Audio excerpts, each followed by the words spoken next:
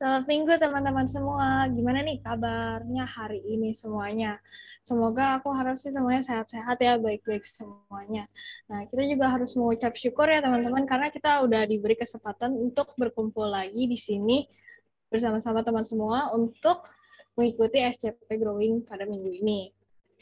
Nah, teman-teman, sebelum kita memulai SCP kita aku akan bacain salah satu ayat yang akan nantinya dibawakan ke Ayub nih.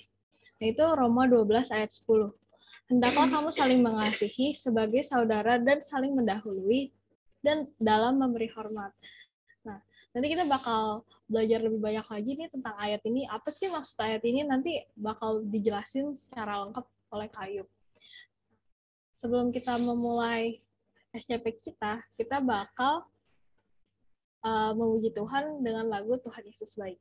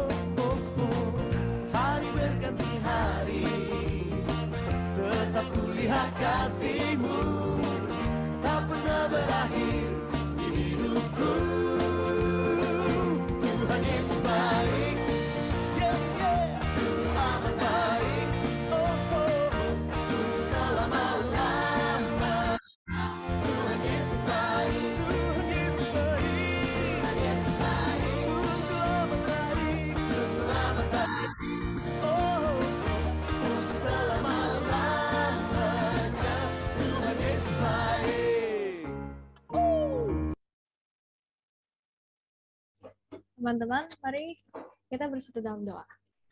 Tuhan Yesus, terima kasih atas berkat-Mu pada hari ini. Kita diberi kesempatan untuk berkumpul di pagi minggu ini untuk mengikuti SCP Growing. Semoga firman yang akan disampaikan oleh Kak Ayub bisa menjadi berkat dan dapat kita lakukan dalam kehidupan sehari-hari. Dalam nama Tuhan Yesus, kami berdoa, amin. Waktu dan tempat saya serahkan kepada Kak Ayub. Oke, selamat pagi semuanya. Minta, gantian ya. Oke, baik. Kita akan sama-sama belajar firman Tuhan. Tetapi sebelumnya, mari kita sekali lagi merendahkan diri di hadapan Tuhan. Kita mau berdoa. Bapa yang baik, terima kasih pagi hari ini Engkau sudah mengumpulkan kami untuk bersama-sama belajar firman-Mu, berikan kami hati seorang murid yang terus-menerus mau diajar dan mau belajar. Hari ini kami mau belajar tentang kasih di tengah-tengah keluarga kami, karena kami percaya keberadaan kami juga karena kasih. Dan biarlah ketika kami memahami kasih cinta dalam keluarga, kami mampu merawatnya dan menghadirkannya di dalam kehidupan sehari-hari. Mohon Roh-Mu yang kudus membantu kami supaya kami mengerti, dan setelah mengerti, kami dimampukan untuk melakukannya. Berfirmanlah Tuhan, kami siap untuk mendengar dan melakukan. Demi nama Tuhan Yesus Kristus, kami sudah berdoa dan mengucap syukur. Amin. Nah, teman-teman, hari ini kita mau belajar tentang never ending love, yaitu kasih yang tiada berkesudahan di dalam konteks keluarga. Harusnya demikian ya. Ya, kasih yang tak berkesudahan itu juga kita hadirkan di tengah keluarga kita. Nah, saya akan mengajak kita untuk membaca dari Roma 12, ya tadi sudah dibaca yang 10. Saya mengajak kita untuk membaca dari ayat yang ke-9. Yang ayat yang tepat bagian bawah itu adalah ayat yang ke-10 ya. Baik, mari kita baca sama-sama dari tempat kita masing-masing, Roma 12 ayat 9 dan 10. 2, 3. Hendaklah kasih itu jangan pura-pura. Jauhilah yang jahat dan lakukanlah yang baik. Hendaklah kamu saling mengasihi sebagai saudara dan saling mendahului dalam memberi hormat. Terjemahan lain ayat yang 10. Hendaklah kamu saling mengasihi dengan kasih persaudaraan dan saling mendahului dalam memberi hormat. Nah, teman-teman, berbicara tentang kasih, maka sebenarnya keberadaan kita ini juga karena kasih orang tua kita. Ya, kalau nggak ada kasih, ya, yang dimulai dari kasih filia itu ya, pertama persahabatan, ya, di dalamnya kemudian ada kasih eros, ya. Kasih eros itu bukan merek jelek ya, bagus, tetapi dalam konteks pernikahan. Nah, kemudian adalah kamu, ya, tetapi di dalamnya kamu ada antara suami istri, selain eros juga ada storge, kasih dalam keluarga, antar orang tua anak, suami istri itu kasih storge. Dan di dalam membangun itu tentu ada kasih Allah. Nah, jadi keberadaan kita itu adalah karena kasih. Hari ini kayak lagunya siapa ya dulu ya di Indonesian Idol itu ya, semua karena cinta ya. Keberadaan kita karena cinta. Tuhan mau turun dalam dunia, mau mati di kayu salib juga karena cinta. Jadi never ending love hari ini bukan dalam konteks LDS ya, love, dating and sex ya, bukan dalam konteks pacaran, tetapi di dalam konteks family atau keluarga. Nah, tadi saya sudah singgung di dalam bahasa Yunani itu ada dari kata kasih itu ada dipakai 4 tipe ya. Tadi tipe yang pertama adalah eros, itu romance, sexual love. Jadi ini merek bagus juga, tetapi harus dilihat konteksnya. Konteksnya di dalam sebuah pernikahan. Kalau bukan di dalam pernikahan, maka ini tidak baik. Ya, sexual love ini dalam konteks pernikahan. Kemudian filia, friendship, brotherly love. Jadi kasih persaudaraan. Tadi di ayat kita juga ada itu. Filia, fileo. Nah, itu sama maksudnya ya. Kemudian storge. Storge itu adalah natural affection. Jadi kasih sayang yang natural, ya, yaitu kasih dalam keluarga. Ya, bukan dipaksakan, bukan karena untung rugi, tapi memang itu terbentuk secara alami gitu ya. Kasih sayang yang terbentuk secara alami. Nah, di ayat kita tadi ada juga nanti ya. Tapi menarik itu menggunakan kata storgos gitu, storgos nanti. Nah, yang keempat adalah agape. Agape itu adalah unconditional love. Jadi kasihnya Tuhan. Ya, Tuhan kadang-kadang juga memakai kasih persahabatan ini, ya. Ini bukan berarti yang satu lebih bagus daripada yang lain, tidak. Semua kasih ini kan Tuhan yang menciptakan bagus di dalam konteksnya masing-masing, ya. Jadi nggak ada kasih yang lebih bagus gitu ya. Tidak berarti bahwa agape itu adalah kasih yang paling bagus. Enggak, semua bagus kalau di dalam konteksnya masing-masing. Di dalam keluarga harus ada namanya natural affection. Jadi kasih sayang yang natural, yang terbentuk secara alami gitu dalam keluarga. Nah, hari ini kita mau bicara secara khusus family love. Kita nggak bicara tentang sexual love, tidak bicara secara khusus God's love, ya. Tapi kita akan menyinggung sedikit nanti brotherly love ini ya. Nah, apa itu storge? Ya, storge itu adalah cinta di dalam konteks keluarga. Jadi storge ini adalah jenis ikatan cinta yang terbentuk secara alami tadi, tidak dibuat-buat. Itu alami antara orang tua dan anak-anak, dan demikian sebaliknya antara anak dan orang tua, antara saudara kandung, kakak adik, cicik koko, abang adik dalam sebuah keluarga. Itu kan natural, ya. Tidak ada paksaan ya. Kamu dong mengasihi saya, ya enggak. Kita mengasihi orang tua itu udah natural. Orang tua mengasihi kita itu natural. Ya, jadi terbentuk secara natural atau alami. Nah, sesuai dengan tema kita tadi, never ending love. Cinta storge ini adalah cinta yang akrab, yang intim dan tak berkesudahan tadi, bertahan seumur hidup. Itu. Jadi betul sekali tema kita ya, never ending love tadi adalah itu memang salah satunya adalah storge. Kasih yang intim, kasih yang akrab, kasih yang dekat, dan itu never ending love, bertahan seumur hidup. Nah, di dalam Roma 12 ayat 9 dan 10 tadi, di sini ada 3 kata yang dipakai. Memang eros di sini nggak dipakai ya dalam konteks ini. Hendaklah agape itu, ya kasih agape itu, jangan pura-pura, jauhilah yang jahat dan lakukanlah yang baik. Hendaklah kamu saling mengasihi. Nah, yang menarik, Paulus itu menggabungkan 2 kata di sini ya. Saling mengasihi sini, kasih persaudaraan dan kasih seperti dalam keluarga. Ini storgos. Jadi ada phileo, philia, dan storge. Ya. Jadi menarik sekali ini di dalam 2 ayat ini ada 3 kata yang dipakai. Sebagai saudara dan saling mendahului dalam memberi hormat. Kalau kita lihat di dalam bahasa aslinya ini mirip ayat yang tepat atau King James ini. Ya bukan berarti ini salah, enggak. Tapi di dalam ayat 10 ini sebenarnya ada 2 kata kasih yang dipakai. Harusnya ya ada ini nih.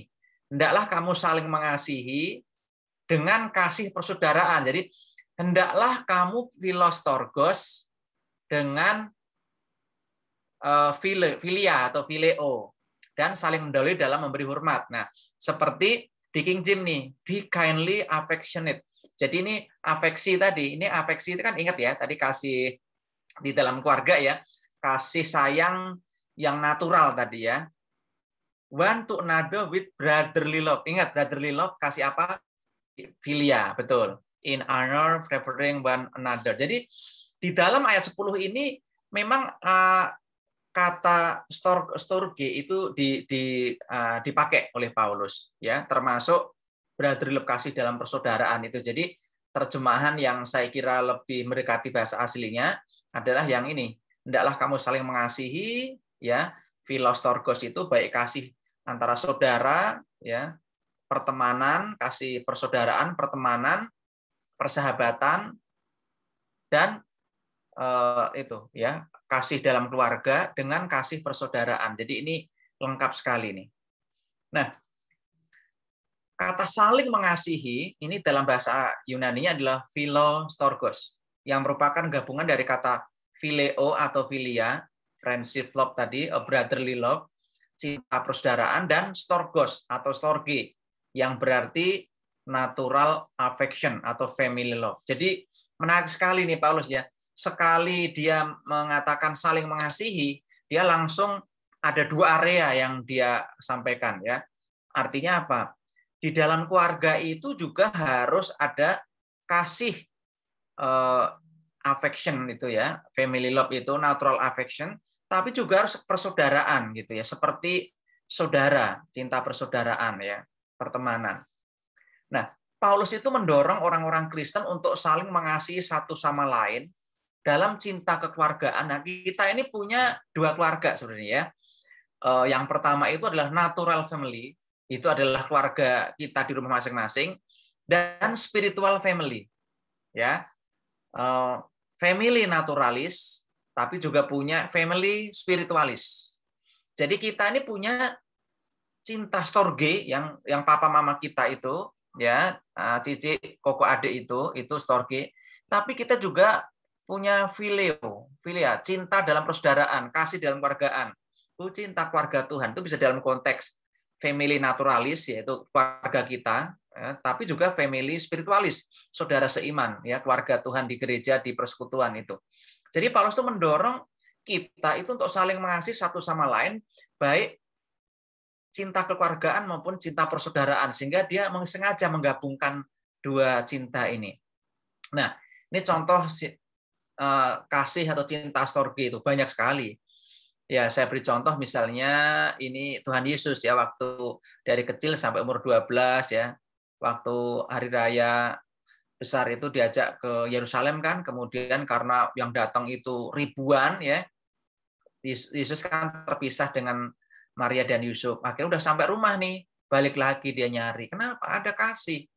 Ya, ada kasih antara orang tua anak, anak dan orang tua. Walaupun di sini nanti Yesus mulai mengatakan bahwa ya ada percakapan itu ya, bahwa Tuhan mendaki aku ada di sini, dan dia berbincang-bincang dengan para ahli Taurat itu. Ini hanya contoh.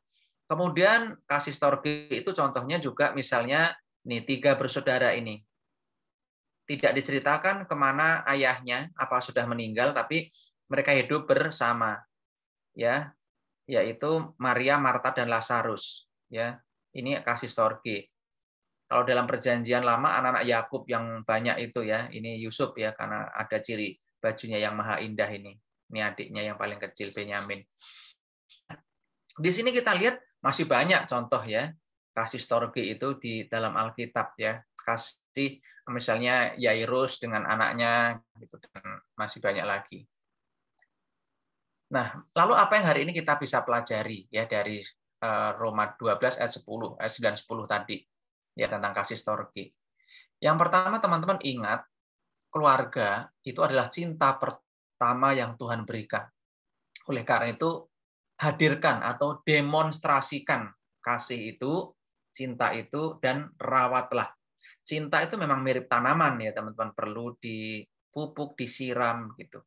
Jadi ingat cinta pertama kamu itu bukan di sekolah, bukan di gereja, bukan guru, bukan teman, tapi keluarga, orang tua. Dialah yang karena kehadiran kamu juga karena cinta, ya cinta gabungan ada cinta filia, eros, storge, ya termasuk juga agape yang Tuhan berikan. Oleh karena itu hadirkan, demonstrasikan kasih itu dan rawatlah, itu poin yang pertama. Keluarga adalah sebuah lembaga yang dibangun oleh Tuhan sendiri, yang terdiri dari sepasang suami istri yang telah mengikat perjanjian kasih di hadapan Allah. Nah, keluarga pertama yang dibangun Allah itu adalah keluarga Adam, ya. Ada keluarga Adam dan Hawa, ya. Punya anak namanya Kain dan Habel itu. Nah, sedikitnya ada 4. Kenapa sih Tuhan itu membangun keluarga? Kenapa ada keluarga? Yang pertama tujuannya adalah regeneration atau procreation, yaitu ada firman Tuhan itu dalam Kejadian 1 ayat 8, beranak cucu dan bertambah banyak, penuhi bumi. Ya, itu yang pertama. Yang kedua, untuk subdue and rule over, ya, yaitu taklukkan dan kuasai bumi, itu masih ayat 28. Tetapi juga ada tujuan educating, ya. Jadi didiklah, ya, ajarlah mereka siang dan malam, itu Ulangan 6 ayat 47 itu Shema itu istilahnya ya. Dengarlah hai Israel, ya. Kita diminta mendidik anak-anak di dalam takut akan Tuhan, mendidik, mengajar anak-anak hidup dalam takut akan Tuhan. Ini tujuan Allah membangun keluarga. Tapi ingat, masih ada satu tujuan lagi. Tuhan itu memberikan keluarga kepada kita supaya kita menyatakan kasih Allah. Ini adalah namanya tujuan demonstration, ya, mendemonstrasikan, menghadirkan, menyatakan kasih Allah itu di dalam keluarga. Dan yang menarik, kesatuan Adam dan Hawa itu kata yang dipakai itu sama dengan kesatuan Allah Tritunggal. Jadi Tuhan mengatakan sama seperti ketritunggalan Allah itu tidak terpisah, demikian juga keluarga, di mana Allah Tritunggal itu saling mengasihi antara pribadi satu dengan pribadi yang lain. Harusnya demikianlah dalam keluarga. Kita harus mendemonstrasikan kasih Allah itu, kasih Allah Tritunggal itu di dalam keluarga kita masing-masing. Nah, demonstrasikan kasih Allah itu dalam keluargamu. Kasih itu merupakan salah satu ciri khas keluarga kita di dalam Tuhan. Jadi kalau nggak ada kasih, maka keluarga Kristen itu dipertanyakan. Ya, karena tujuan Allah membangun keluarga adalah supaya kita menghadirkan, menyatakan, mendemonstrasikan kasih itu. Nah, kalau kasih saja nggak ada, bagaimana kita dikenali? Ya, kita dikenali oleh karena keluarga kita saling mengasihi.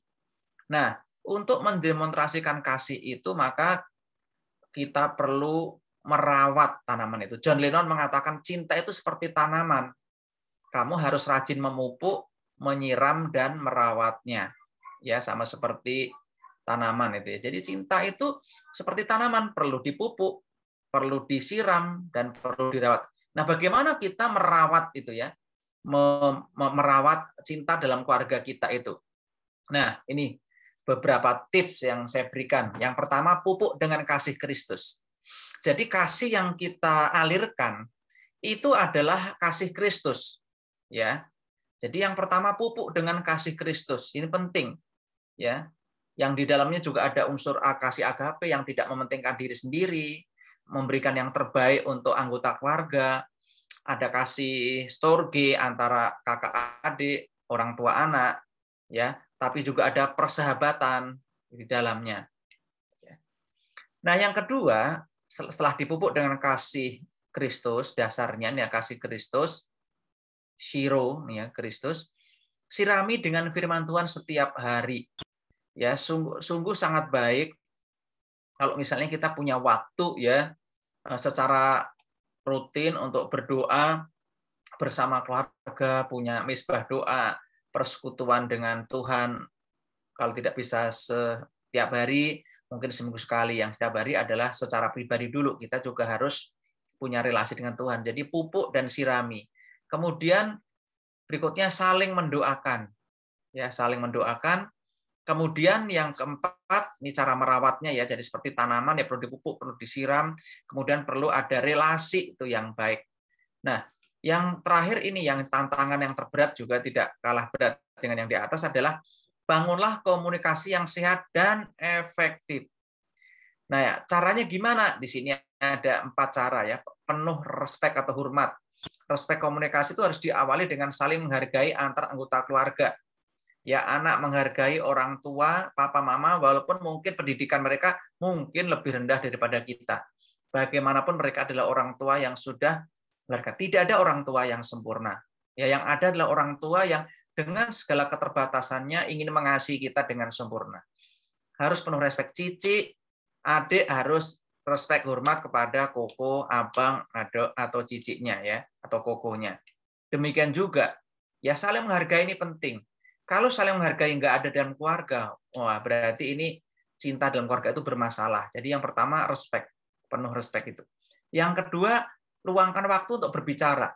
Kalau keluarga antara papa mama sudah nggak pernah ngomong, orang tua anak jarang ngomong, cicik adik abang ya abang adik atau koko adik nggak punya waktu berbicara, itu pasti komunikasinya nggak sehat ya, atau malas ngomong aku. Nah, kalau ingin merawat cinta dalam keluarga, komunikasi itu penting. Luangkan waktu berbicara, luangkan sedikit waktu, ya.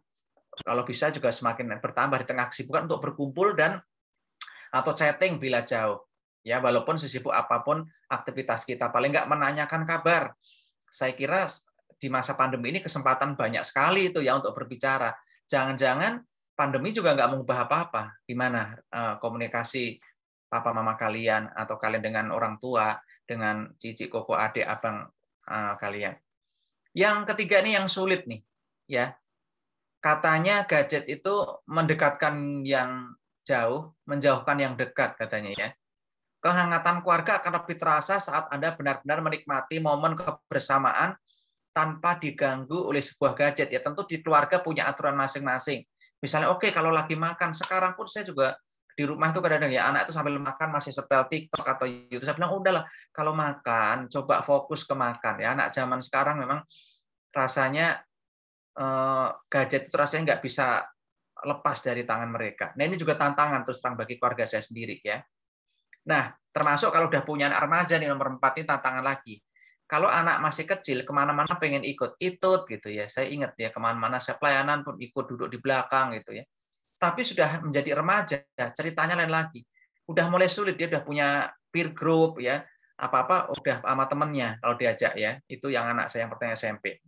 Mengatur jadwal family time, melakukan aktivitas bersama, mungkin olahraga bersama, sekali-kali nonton bersama, sekali-kali makan bersama, pergi berlibur bersama, nggak harus keluar kota, mungkin tergantung konteks keluarga masing-masing ya, gitu. Setiap minggu, setiap bulan, atau setiap tahun ya.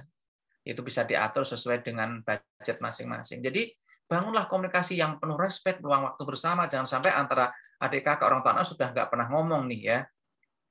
Kemudian baru bikin kesepakatan, misalnya kalau makan, oke, ngobrol-ngobrol di makan, jangan main gadget. Saya tahu ini nggak gampang untuk anak-anak zaman sekarang ya.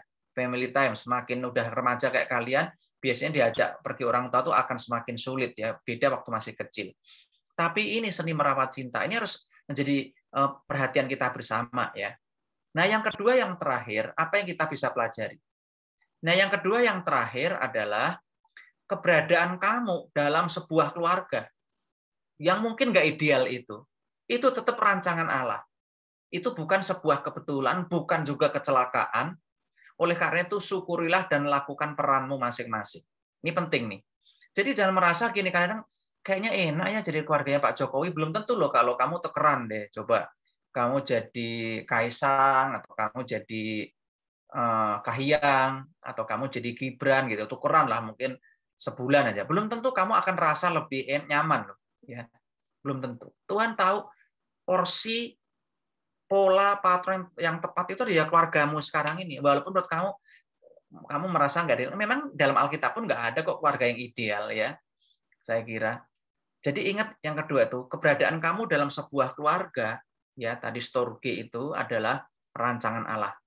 Kamu ada bukan karena kebetulan, bukan apalagi kecelakaan, oleh karena itu syukurilah dan lakukan peranmu dalam keluarga. Russell Calver dia menulis sebuah puisi, kamu ada bukan karena kebetulan. Kamu ada karena suatu alasan. Kamu adalah bagian dari suatu rencana yang kompleks. Kamu adalah suatu rancangan unik yang berharga dan sempurna, atau masterpiece, mahakaryanya Allah. Kamu disebut lelaki dan perempuan khusus milik Allah, diciptakan segambar Allah. Kamu adalah mahakarya Allah. Apapun keberadaan kamu hari ini, ya, kamu bertampang sepertimu karena suatu alasan. Allah tidak pernah membuat kesalahan. Dia merajutmu menjadi satu di dalam kandungan ibu, dan kamu benar-benar sesuai dengan gambaran yang ingin Dia ciptakan. Keberadaanmu hari ini adalah pemberian Tuhan. Tapi apa jadimu nanti, itu adalah pemberianmu kepada Tuhan. Keberadaanmu hari ini adalah pemberian Tuhan kepadamu. Keluarga atau orang tua yang kita miliki adalah keluarga orang tua yang Dia pilih. Meskipun menurut kamu itu tidak, kayaknya sepertinya kok tidak ideal. Ingat, di dunia yang berusaha tidak ada yang ideal. Ya, yang ada adalah keluarga yang bertumbuh, keluarga yang terus-menerus dipulihkan. Orang tua kamu itu dirancang dengan pertimbangan rencana Allah. Mereka memiliki materai, mereka memiliki otoritas dari Tuhan. Trauma yang kamu hadapi dalam keluarga tidaklah mudah. Mungkin ada yang pernah punya trauma masa kecil, ya inner child-nya belum selesai, kamu punya trauma masa kecil, atau mungkin sampai sekarang juga masih ada. Kita karena dari latar belakang keluarga yang mungkin kamu rasa kok nggak ideal, kenapa papa mama begini, dan sebagainya. Dan Allah menangis karena trauma itu begitu menyakitimu. Tetapi itu diizinkannya untuk membentuk hatimu, supaya kamu bertumbuh menjadi serupa dengan Tuhan, dengan gambaran Tuhan. Dan kelak kamu bisa menjadi berkat, menghibur, menguatkan orang yang punya pergumulan mungkin mirip atau seperti kamu. Kamu adalah dirimu karena suatu alasan. Kamu telah dibentuk oleh Tuhan. Kamu adalah dirimu karena ada Allah yang menghadirkan cinta di dalam keluargamu storge tadi. You are God's masterpiece. Kamu itu mahakarya Allah melalui keberadaan keluarga kamu itu. Jadi keberadaan kamu dalam keluarga itu bukan kebetulan, bukan kecelakaan, tapi karena ada Allah yang memang punya rencana spesifik atas hidupmu, atas keluargamu masing-masing. Jadi syukuri, ya, dan lakukan menjadi peranmu. Nah, lalu apa peran kita sebagai anak dong kalau hari ini, ya? Kalau saya anak tapi juga orang tua nih, kayak Kak Abidin juga sama, ya, Sisilian juga sebagai anak tapi kalau udah menikah jadi orang tua. Nah, kehadiran kamu dalam keluarga bukan suatu kebetulan, tadi udah jelas banget, tetapi merupakan anugerah, merupakan cinta, merupakan berkat Tuhan. Karena keberadaan kamu juga karena cinta. Oleh karena itu, hidupmu harus jadi berkat bagi keluargamu. Bagaimana caranya? Nah, ada dua peran nih. Yang pertama, kamu harus hormat dan taat orang tua. Tidak peduli orang tuamu tuh kaya atau miskin, pinter atau enggak. Hormat dan taat itu yaitu hormat dan menaati orang tua di dalam Tuhan. Hai anak-anak, taatilah orang tuamu di dalam Tuhan, karena haruslah demikian. Ini bukan pilihan. Mungkin kamu lebih pinter daripada papa mamamu. Sekolahmu mungkin lebih tinggi nanti daripada papa mama. Tetapi tetap harus hormat. Bahkan ketika orang tua kita mungkin menyuruh kita melakukan hal yang tidak baik pun, waktu menolak pun harus dengan hormat. Ya memang ada batasannya. Taat itu di dalam Tuhan, kalau kita disuruh melakukan dosa, ya tentu kita boleh menolak. Tapi menolak pun harus dengan cara yang hormat, itu maksud Tuhan. Ayat yang kedua, Efesus 6 ayat 2, hormatilah ayahmu dan ibumu. Ini adalah suatu perintah yang penting, ya, seperti yang nyata dan jadi. Jadi menaati, menghormati orang tua itu keharusan, bukan pilihan, dan itu juga perintah yang penting, bukan yang biasa-biasa. Karena orang tua kita itu adalah wakil Tuhan. Artinya kalau kita, bahkan kalau orang Yahudi itu hukum hormatilah orang tuamu dan ibumu, itu dimasukkan di dalam relasi dengan Allah. Kenapa? Karena orang tua itu adalah wakil Tuhan. Kalau kamu nggak menghormati, nggak menghormati orang tua kamu, sebenarnya sama saja tidak menghormati Tuhan yang sudah memberikan dia otoritas sebagai wakil Tuhan di dunia ini. Jadi artinya tidak, bagi orang Yahudi tidak menghormati orang tua itu sama seriusnya dengan tidak menghormati dan menaati Allah. Ya. Tapi konteksnya tadi taat di dalam Tuhan, ya, itu. Nah, ini aturan Allah bagi keluarga. Ada jelas Tuhan Yesus adalah kepala suami, Tuhan atas seluruh keluarga, suami, istri, dan anak-anak. Sebagai suami, ya, seperti saya dan Kak Abidin, ya, kita adalah kepala istri, pemenang utama atas anak. Ya, jadi tugas mendidik anak itu adalah tugas papa. Mama itu adalah penolong suami, pemenang kedua atas anak. Ya, kecuali sudah nggak ada papa, ya. Jadi mama yang menggantikan. Anak-anak hormat dan taat kepada orang tua, baik kepada papa dan mama. Di sini payung otoritas tertinggi Kristus. Kalau orang tua memerintah kita melakukan sesuatu yang bertentangan dengan perintah Tuhan Yesus, kita boleh menolak, tetapi tetap dengan hormat, ya, bukan mentang-mentang, ya. Lah, papalah yang memprotek keluarga, mencukupkan keluarga, dan mama itu adalah menjadi manajer, ya, mengelola anak-anak dan juga keluarga. Ini aturan yang sudah Tuhan perbuat, tidak boleh dibulak-balik. Kalau kamu nanti jadi istri, gaji kamu lebih besar, boleh nggak kamu menggantikan tugas suami? Terus udah suami suruh turun ke sini, enggak bisa, ya. Aturannya sudah dibuat seperti ini udah pola. Begitu kamu urutannya kamu ubah-ubah, akan jadi chaos, kekacauan dalam keluarga. Nah, ini bagian ketaatan tadi. Taatilah dalam Tuhan. Tuhan adalah final authority, otoritas final. Orang tua second authority, karena dapat otoritas kan dari Tuhan tadi. Anak-anak taat kepada orang tua. Ya, tapi kalau orang tua memerintahkan kita untuk melanggar firman Tuhan, tetap dengan menolak dengan hormat. Ya, kita harus tetap taat pada Tuhan pilihannya. Jika ini dan antara final authority dan second authority ini bertentangan, kalau ini sama, ya harus taat karena ini wakil Tuhan di dunia ini. Nah, peran yang kedua adalah kita itu harus mengasihi dengan belajar berbakti, menjadi anak yang hau, jangan puhau, ya.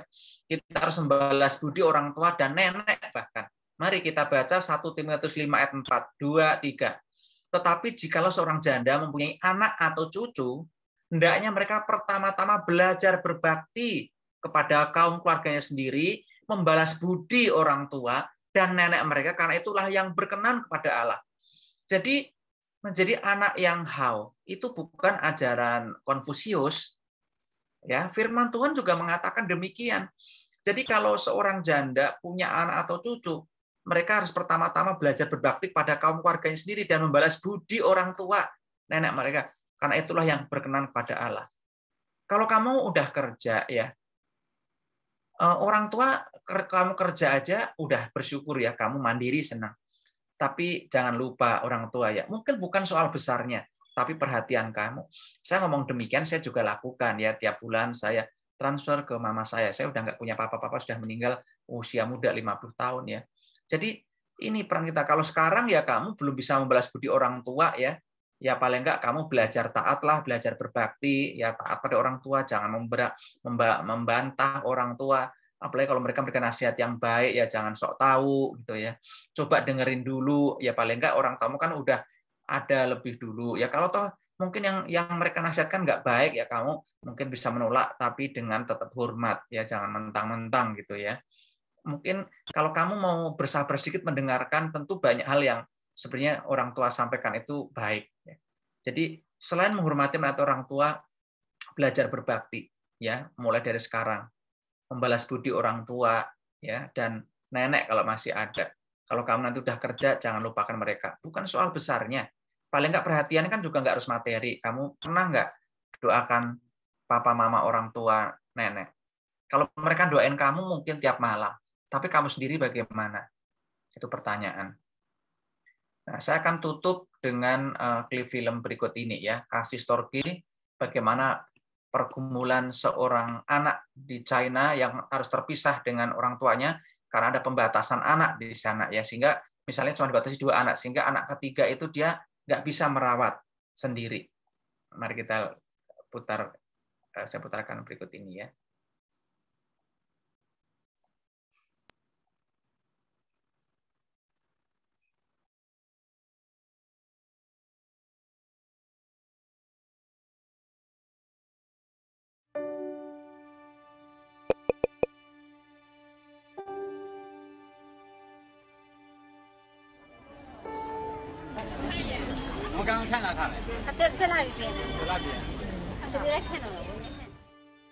I was adopted from China when I was a year-old. She asked me whose tummy she came from.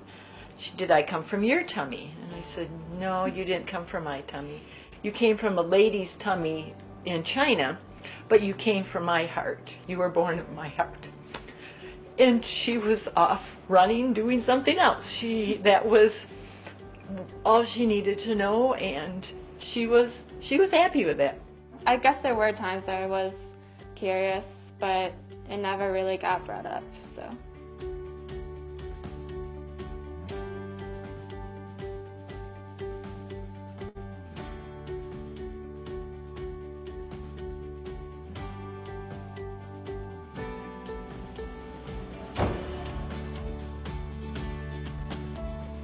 觉得挺可怜的，这孩子都给他淋餐饮料，生下来我想生下来自己养不好的话，我可以给他送人。那天早晨，后来等于他生出来第3天早晨吧，然后我来陪他冲了那个才冲好，把他放在他怀里，就这样抱着，把他抱到菜塘边。当时呢，他没有哭，睡着了。当时我轻轻地吻了他一下，我知道这是最后的告别了。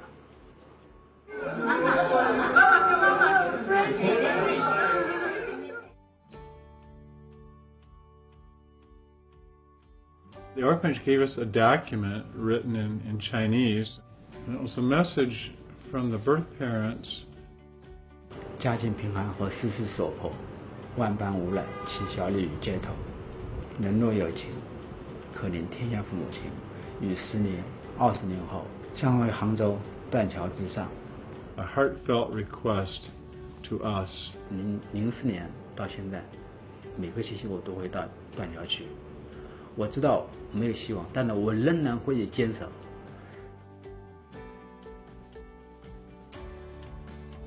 Growing up, I never really asked questions. I asked my mom, I was like, what do you know about my adoption one time in the car? And then she's like, oh yeah, there's something we probably should have told you a long time ago. It's like, oh, this sounds interesting. I think my biggest fear in meeting my biological family is that somehow I'll like disappoint them more. I mean, in a lot of ways, like obviously they feel like they've let me down. But I also know how much pain they have gone through. 你说我和他见面，我能说什么？说对彼此有用吗？没用，10000个对不起都没用。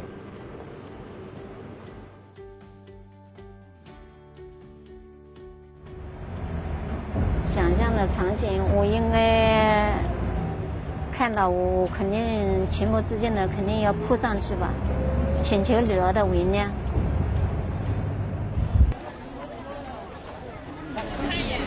我刚刚看到他了。他在那边。在那边。他是不是也看到了？我没看。我也看到了。进哪来了？妈妈对不起我的女儿呀！妈妈，我知道你在哪里了。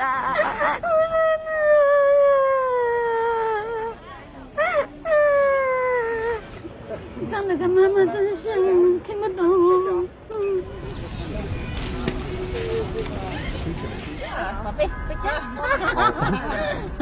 Yeah, they were stuck. They were stuck in a system that was so broken. I think there were just like a lot of like small moments where I just saw like how much they really cared. We love her dearly, and she knows that. And we haven't lost anything today. We haven't lost anything at all. We're just happy for her. I'm just happy that she's come to this point. I just hope there's a sense of peace and contentment with her. Yeah, it was good in different ways, I think, for us, but for me, like, it was definitely fulfilling.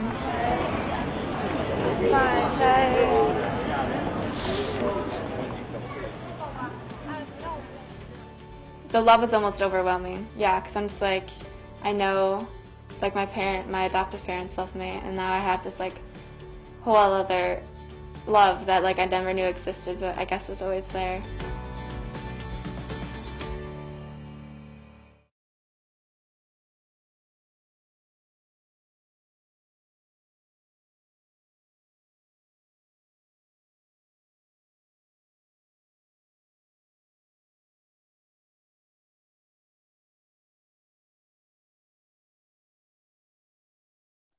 Oke teman-teman, itulah kasih agape ya, kasih storge tadi ya, kasih storge. Saya mau akhiri dengan satu slide terakhir ini, ya mengingatkan aja tadi ya. Nah teman-teman, kasih storge, karena aturan sistem yang rusak tadi hanya boleh punya anak satu. Coba bayangkan kamu adalah Kathy tadi ya. Dari sejak bayi dia orang tuanya nggak mau mengaborsi karena dia merasa bersalah itu, sehingga dia ketemu orang tua asuh yang diasuh tadi ya. Dan tiap tahun dia ke bride broken tadi ya, jembatan apalah istilahnya itu ya, untuk ketemu, dan ternyata setelah menunggu 20 tahun akhirnya dia bisa ketemu. Nah teman-teman, walaupun Kathy terus terpisah 20 tahun dengan orang tuanya, dan setelah mungkin bertemu berapa minggu, mungkin juga berpisah lagi, harus kembali ke orang tua asuhnya ya, karena aturan di China. Nah, tapi namanya kasih orang tua itu, ya seperti itulah kira-kira ya. Dia nggak punya pilihan dalam konteks. Kamu bersyukur kalau hari ini kita di Indonesia tidak mengalami seperti Kathy ya. Kamu masih punya orang tua, entah papa dan mama ya. Jadi yang pertama saya ingin mengingatkan bahwa keluarga adalah cinta pertama kamu, cinta pertama yang Tuhan berikan. Oleh karena itu, hadirkan, nyatakan, demonstrasikan kasih Allah itu dalam kehidupan sehari-hari. Lawatlah ya dengan berbagai cara tadi. Yang kedua, ingat, jangan pernah kamu menyesal kenapa ya saya dilahirkan dari keluarga yang seperti ini. Pertama, saya katakan nggak ada keluarga yang ideal. Keberadaan kamu dalam sebuah keluarga itu adalah rancangan Tuhan. Orang tua kamu yang sekarang yang nggak ideal itu adalah orang tua yang terbaik yang Tuhan berikan. Kalau kamu mau tukeran dengan orang tua lain, belum tentu cocok, belum tentu pas. Keberadaan kamu dalam sebuah keluarga bukan kebetulan, bukan kecelakaan, tapi itu adalah rancangan Tuhan. Oleh karena itu syukurilah dan lakukanlah peranmu sebagai anak. Kasihi, taati orang tua, berbaktilah kepada mereka, ya. Kemudian berbalaslah budi mereka. Ya. Mari kita berdoa. Saya beri kesempatan pada kalian semua, bersyukur kalau kedua orang tua kalian masih ada. Mungkin ada juga yang seperti Kak Ayub, hanya tinggal punya salah satu orang tua. Entah papa atau mama, kasihilah dia dengan segala kekurangan. Tidak ada orang tua yang sempurna. Ingat ya, yang ada adalah orang tua yang dengan segala keterbatasannya berusaha mengasihi kita dengan sesempurna mungkin yang dia bisa lakukan. Oleh karena itu saya mengajak kalian untuk bersyukur untuk orang tua yang Tuhan berikan apapun keberadaan mereka hari ini. Mungkin mereka sudah tidak sekuat dulu, mungkin sebagian mungkin ada yang orang tuanya sudah pensiun. Bersyukurlah untuk keberadaan mereka. Itu yang pertama. Yang kedua, ambillah tekad untuk merawat cinta dalam keluargamu masing-masing. Lakukan peranmu sebagai anak. Silahkan berdoa secara pribadi di hadapan Tuhan. Nanti setelah kurang lebih 1 menit, saya minta Kak Abidin untuk berdoa respon firman Tuhan.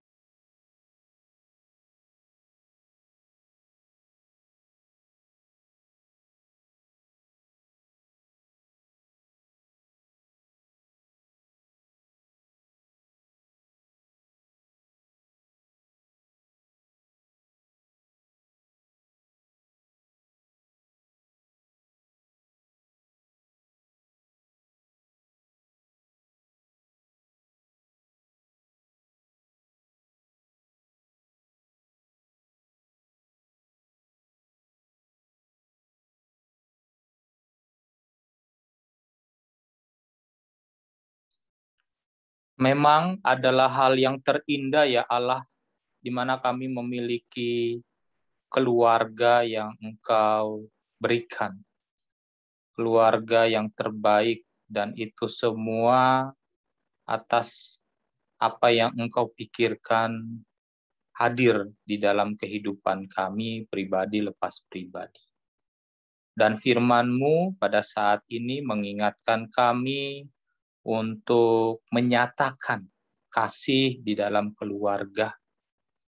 Biarlah apa yang kami dengarkan, yang disampaikan oleh Kak Ayub, kami nyatakan pula di dalam kehidupan ini. Berikanlah kami hati yang terbuka ya Tuhan. Biarlah keluarga dari kami pribadi lepas pribadi Engkau pimpin, sehingga menjadi keluarga yang berkenan di hadapan-Mu. Di dalam nama Tuhan kami Yesus Kristus kami berdoa. Amin.